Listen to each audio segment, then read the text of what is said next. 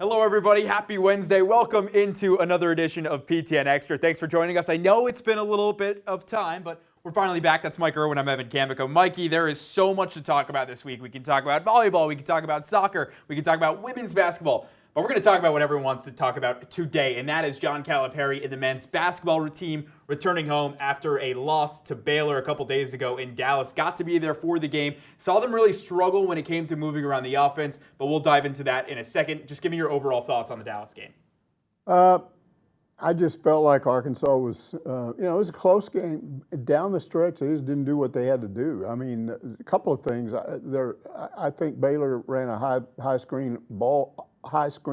ball screen offense that really frustrated Arkansas. That's been the Arkansas strength, defense. Wasn't good here. And then they also moved the ball around so well that they got open threes and hit them. So it could have been worse than it was. And then, I mean, come on, that zone just suffocated them. Now, I mean, Kenny Payne said yesterday, we'll shoot better. We haven't been working on shooting. We've been working on other things. So I think it's important in this Troy game to see if they can handle a zone and to see if they'll shoot three-pointers better. And then there's other things. I mean, we got to have Jonas Adu step up. Yeah, it was kind of, you saw Norchad Omier really dominate the paint against Arkansas. If you look at paint points in that game, I think it was really only a 10-point advantage for Baylor. So the numbers kind of deceive you a little bit, especially when you get into paint points and total rebounding. But to your point of the zone defense, I think that's something that's been causing Arkansas struggles the last couple of games. And I know we're only 2 games in, so we need to take a little bit of a deep breath. The shooting, I think we'll get there.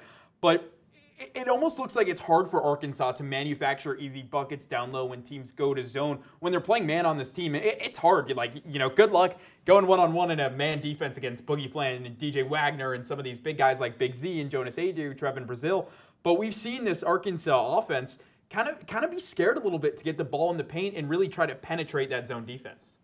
Well, we'll see what they do against Troy because Kenny Payne said, we've been working on it now for a couple of days. He said, Cal says our goal is to show teams now that that's the worst thing they could do is throw up a zone against them. That's kind of maybe some wishful thinking. I don't know. We'll see. They'd have to do a real turnaround. And then, to me, another issue in this game is what's the size of the crowd? I was really shocked in that season opener. 8,000 there, maybe, a little more. And then at the end of the game, it was about 6. And then people started leaving with about 3 minutes to go, and Cal was saying, is this normal? And then all these fans some of them were saying that's pitiful. He's a Hall of Fame coach. We shouldn't treat him that way. Other people saying, leave us alone. We're the fans. We can do what we want to do. So yeah. It was just really interesting. So will the crowd be bigger tonight? There's been all kinds of stuff. Well, it was the day after the election.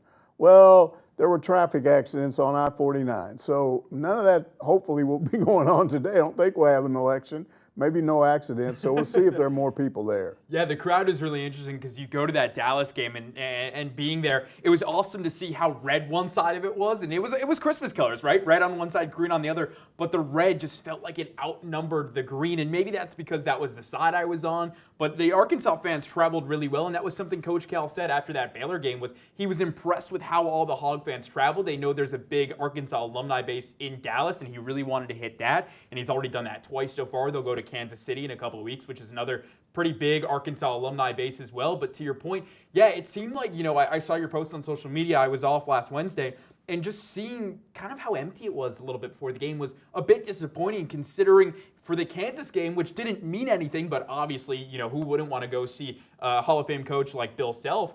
That lower bowl was packed. There was some seats open up top, but the lower bowl was packed, and it was kind of the opposite of Cal's first official game as the Arkansas head coach, seeing how empty the lower bowl was. Well, the official attendance was 19,200 because that's how many seats were sold. But we know that that's what they do. Yeah. So again, can we get it up to 11, 12,000 tonight? We'll see. Some people have said, well, we didn't think Lipscomb was very good. Well, the media did a pretty good job of explaining, yeah, they're good, and again, you may be looking at Troy and going, well, come on, Troy. Well, they're 2-0, and one of the teams they beat, Toledo, is actually pretty good. They're not a fancy team in terms of they don't have some guy averaging 18 points a game. They got 4 guys in double figures, all around 11, 10, 8, somewhere in that range. their team, as far as who's scoring, who's doing things, is mostly one guard and three forwards are doing most of their scoring. They rebound pretty well. They force turnovers, although it's not spectacular. 10 steals a game, something like that. Right. It's not. Nothing crazy. No, it's not jump out of your mind.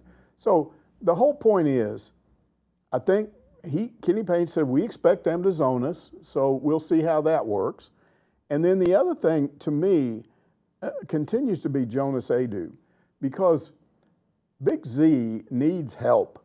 I mean, Trevin Brazil's okay.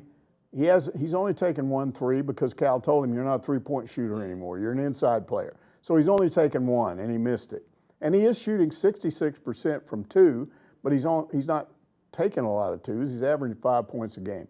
His defense has never been very good in the paint. Right. So they got to get somebody in there that can help Big Z. So here's a guy, Jonas Adu, that's averaging 8 minutes a game in the 2 games. He's only taken 3 shots and hit 1 of them. He has 4 total rebounds in 16 minutes, and he has 3 turnovers. He doesn't look full speed. He kind of shuffles around. And so what's his status? Well, Kenny Payne said, look, he's doing all the rehab he's supposed to do. He's getting a little better every day, but he didn't give us an update either. So go to this game and see if he looks better, because I'm telling you, he's important to this team. Absolutely, and I love that you brought up what Troy looks like, because their guard, Tatum Connerway, who's averaging 11.5 points, is good on ball, can make stuff happen. What's really stood out to me about Troy is through 2 games, they have 16.5 turnovers. That's it. When you put it together, they have 16.5 total turnovers. So they're not going to turn the ball over a lot. They're not going to give Arkansas a chance to get out and run and play that run and gun offense that Coach Cal maybe wanted to play more of against Baylor, but got stuck not getting into transition enough, had to figure out how to beat the zone. But it's Jackson Fields, the forward of Troy, that really worries me. To your point of that matchup with Big Z is, where's he going to get help? Fields is averaging 12.5 points per game, 7 rebounds. The last time they played, they're 2-0. Again, you said they beat Toledo in a closer game, then they blew out New Orleans because of their defense. But it's going to be, where is Big Z going to get the help? Is it going to be from Trevin being that 7-2 presence down in the paint that we wanted him to be last year and he wasn't? Or is it going to be Jonas Adu seeing more time, more action now that he's 2-3 games into this season? Yeah, I mean, that's something to look for. Another thing to look for in this game, John L. Davis, he's averaging 11.5 a game. That's not bad. He's their 3rd leading scorer. But he's 1 of 9 from threes, and that's what he's supposed to be. 1 of 9, it's like 11%. Yeah. Surely that's going to go up. Now, he's hitting 42% from 2, so he's just got to hit some threes. That's what I'm looking at. When are they going to start hitting the threes? Because he's not the only one that should be able to shoot from threes. When we watch Kentucky go up against Duke, they can shoot. Yeah. They can play really good defense. They got 2 big guys in there that can make things happen.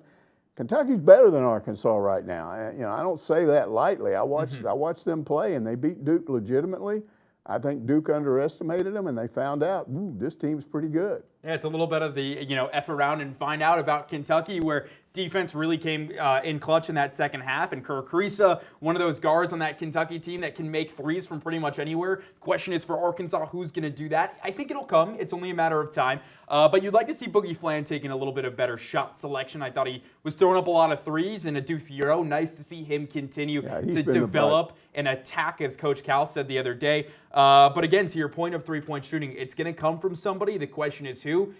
I think it has to be John L. Davis, and it's got to be not fast, but definitely before you start playing the Illinois and Michigan and Miami in about 2 more weeks. Yeah, and Wagner, who looked so good, against Kansas, he's kind of dropped off. Mm-hmm. And again, new guys, new system, new team. We'll see, but you could say that about Kentucky too, and they're a little further along than Arkansas is right now. Absolutely. Only time will tell. That game tips off at 7 o'clock tonight. If you can't make it out to Bud Walton Arena, you can stream it over on the SEC Network Plus. All right, stick around, because coming up after the break, it's Texas Week. That's Mike Irwin's favorite team, I should say, to talk about is Texas. We'll dive into that coming up next on PTN Extra.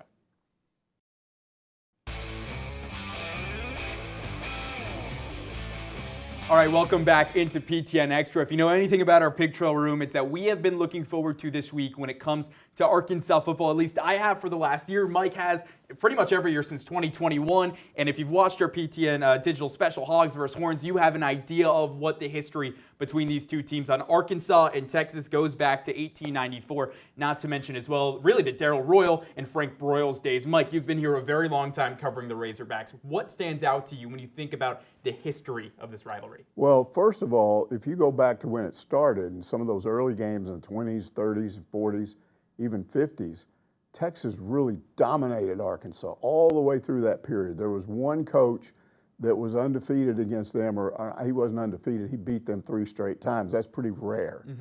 And so they had one brief period in the 30s when they were using their basketball players to play football, and they had a passing game because they had a really good basketball team. But other than that, Texas had dominated until Frank came in. And Frank pretty much held his own. Darrell Royal still won more than Frank did in that matchup.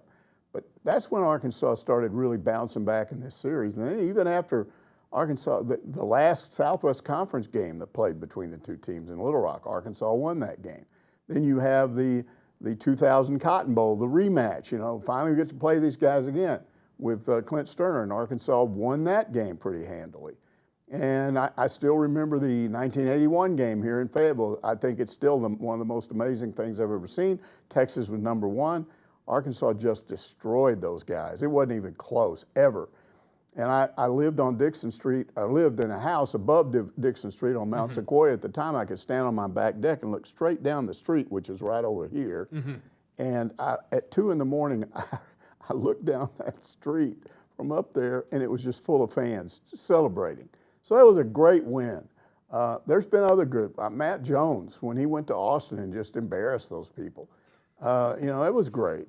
And Arkansas in the 2021 game. But here's the problem with all of that. Right. If you go, you've got to go all the way back, in my opinion, to the Darrell Royal days to find a Texas team this good. Because once Royal left, they just didn't have what they had before. They had one real national championship, one really good year, but it was hit and miss. They're back in terms of talent. So all of that, you know, we're going to get fired up, we're going to beat them, it'll help, but it's a different team. They're not going to just walk in here and go, oh gosh, what do we do? I think they'll be able to handle the crowd. If you beat them, you're going to have to beat who they are and what they do. Right, and I love that you brought that up. You have to beat who you are, what they do, but even before that, you look at the 2021 team that walked in here. This is a lot of a different college football atmosphere in general from 2021 when these two teams played. If you look at the roster, I would say probably about 15 to 20% of the guys currently active played in that game, and that's maybe being generous. So a lot of this is brand new guys who, one, never really knew about the Texas-Arkansas rivalry, or two, never played in it, heard of it. Obviously, Sam Pittman has gone out and said that he loves to teach his guys about the historic implications of all of these matchups. And it's something that, you know, you lose in, but it was something we gained at least when Texas came to the SEC. But to your point, this is a completely different game. This is a totally different Texas team. They were, what, 5-6, 5-7 back in 2021. That was Sark's first year trying to figure out what the identity of that Texas team is. Now here they are. They're the #3 team in the country. There is no messing around with Texas. They've lost one game this year to Georgia. Mike, we can go into college football playoff, do all of that stuff another time in another place. But when we look at this Texas team today, what stands out to you the most? A lot of people want to compare it to Ole Miss. I've read a lot of stuff. Oh, they're going to score 60 on us. Just like that's not what they are. They don't score 60 because they don't throw deep balls the way Ole Miss does. This is going to be more like the LSU game. Remember that game where they're chewing you up on the edges? That's what they do.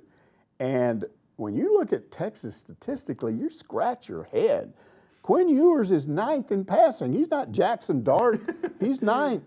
Their leading rusher is 22nd in the league in rushing, and he's averaging under 100 yards a game.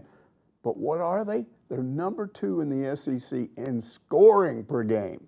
They're efficient. They figure out ways to score, and then they're #1 in defense. And here's what Arkansas has to avoid: turnovers. And that's what they do. They force turnovers. So we've seen it all year long. The games Arkansas has lost, I guarantee you can look at every one of them. There are multiple turnovers in that game, and mainly the quarterback turns the ball over, and then we've got running backs that fumble a lot. So you can't do any of that stuff. You're going to lose if you do that. It's not even going to be close. It won't be a blowout, in my opinion, like the Ole Miss game, because that's not what Texas does. But I think if Arkansas can figure out a way to score 21 points on them, and they might, and that's good because their defense is good. And then if you held them into the upper 30s, Sam Pittman doesn't have to win this game. He just doesn't need to get blown out like he did against Ole Miss. Yeah, and this Texas team to me is a bit of an anomaly, right? You know, we see how good they are, right? Quinn Ewers getting talks on the cover of College Football 25, getting talks to be the #1 quarterback before the season when it comes for the 2025 NFL Draft. And then you kind of have this power shift between him and Arch Manning at one point in the season. Quinn gets hurt, Arch Manning steps in, does really well, and then they get into SEC play. They were close with Mississippi State. This was a Florida team this past weekend, even though they blew them out. It was only, a 14-point game after the first quarter, and that's a Florida team that was on a 4th, 5th-string quarterback. So they're a bit of an anomaly of this Texas team. On paper, the eye test, I think they pass it, but when it comes to the team itself and where they are, I think Arkansas, if they show what they did in Tennessee and play that defense, and that defensive team shows up this weekend, there's a chance, I'm not saying it's big, but there's a chance that the Hogs can pull off an upset. Well, there are people that say, and they look at Texas' schedule and say they haven't really beat anybody really good. They have their wins, but they haven't. Where's their big, impressive win? Can I tell you what it is right now? Okay. It's Vanderbilt. Okay. And they lost at home to Georgia, a team that, we just saw them get dominated by Ole Miss. Mm-hmm. So I don't think they're unbeatable, but I just think in order to beat them, you can't turn the ball over. Do I believe that Arkansas will play this game and not turn the ball over? No, I don't.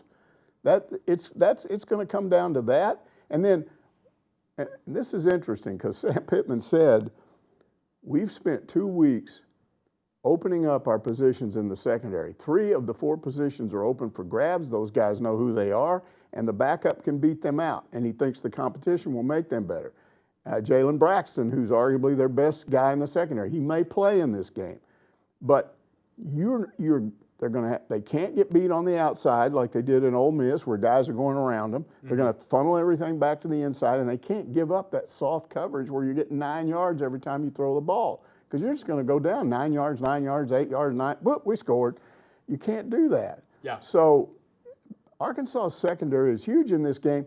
And then this team protects their quarterback better than any team in the league. So Arkansas struggles in sacking quarterbacks anyway. So, there's some issues here. Yeah, offensively, like you said, it's going to be keeping on to the football. Question is, will Taylon Green go? How healthy is he coming off of getting hurt a couple of weeks ago? But when you look at the Arkansas defense, that's what I want to get into. Arkansas's defense is 14th in the SEC right now. 3rd to last, 387 yards, I should say, they're allowing per game. That secondary, I think, has been questionable pretty much most of the season, but really the last couple of weeks you saw Garrett Nussmeier did what I think Texas is going to try to do this week, those dink and dunk outside passes. How did Texas score a lot of their touchdowns against Florida? Screens, getting the ball to the edges. Like you've said, who in the secondary has to step up this week? All of them, anybody that starts. Because look, when everybody I had people say, oh, well, Arkansas' secondary is not very good and they've never been. They're not great, but they played better than this.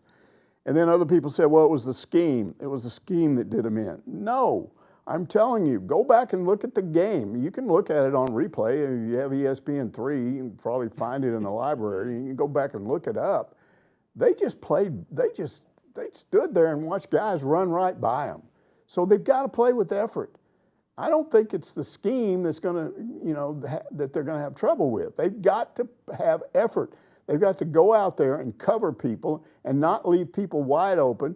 And then there's some scheme things going on. Sam Pittman said, we are doing some things to disguise our coverage better, whatever that means. Mm-hmm. And I've also had people tell me they're not making any changes in the secondary. He just said that. So we don't know. Right.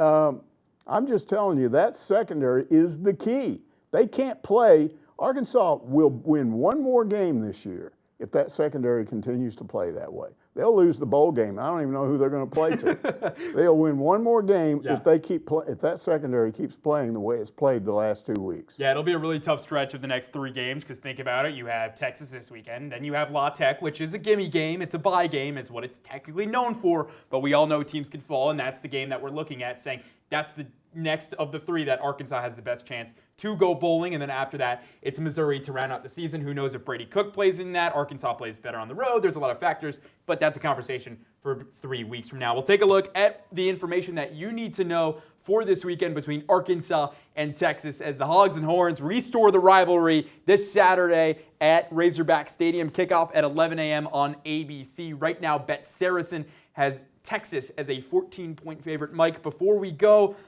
where are you on a scale of 1 to 10 looking forward to this game? Well, I'm looking forward to it. I just don't think they're going to win. I would be happy if they kept it close.